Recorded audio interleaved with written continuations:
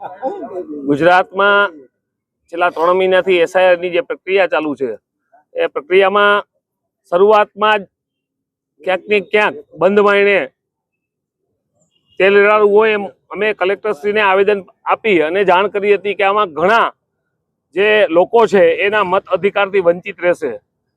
આ કોઈ પ્રક્રિયા નથી પણ ષડયંત્ર કહી કે ચૂંટણી પંચે સરકાર સાથે હાથ મિલાવીને પાટલા બાઈને ષડયંત્ર રચ્યું એમ તમે જોવો છો। છેલ્લે ડિસેમ્બર 15 થી જે ફોન નંબર 6, 7 ને 8 એ પ્રક્રિયા ચાલુ થઈ અને એની છેલ્લી ડેડલાઇન 18 જાન્યુઆરી હતી। એ સમયમાં વધારો કરી અને 30 જાન્યુઆરી સુધી કરી। અમદાવાદ ખાતે 3 જેટલી વિધાનસભામાં અચાનક 2 દિવસમાં 10,000 ફોર્મ 7 નંબરમાં જે રિજેક્ટ કરવામાં આવે છે, જેના નામ કમી કરવામાં આવે છે, એને લઈ અને ગુજરાતભરમાં એક ચર્ચા છે। બધી જગ્યાએ સ્થિતિ આ જ છે।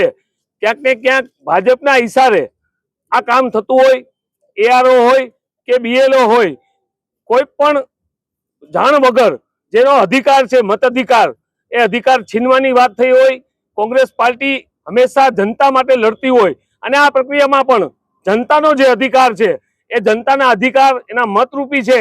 એના માટે કોંગ્રેસ હંમેશા રોડ ઉપર છે અને આજે પણ સમગ્ર ગુજરાતમાં જે ધરણા અને આવેદનપત્ર દેવાના છે। આજે જામનગર શહેર જિલ્લા કોંગ્રેસ સમિતિના આગેવાનો સાથે કલેક્ટર સાહેબને જે આ પ્રક્રિયામાં જે પાટલા બાઈને ભાજપ સરકારના ઈશારે કામ થઈ રહ્યું છે ના થાય અને જનતાનો જે મત અધિકાર છે છીનવાઈ ના જાય એના માટે રોડ ઉપર ઉતર્યા છીએ।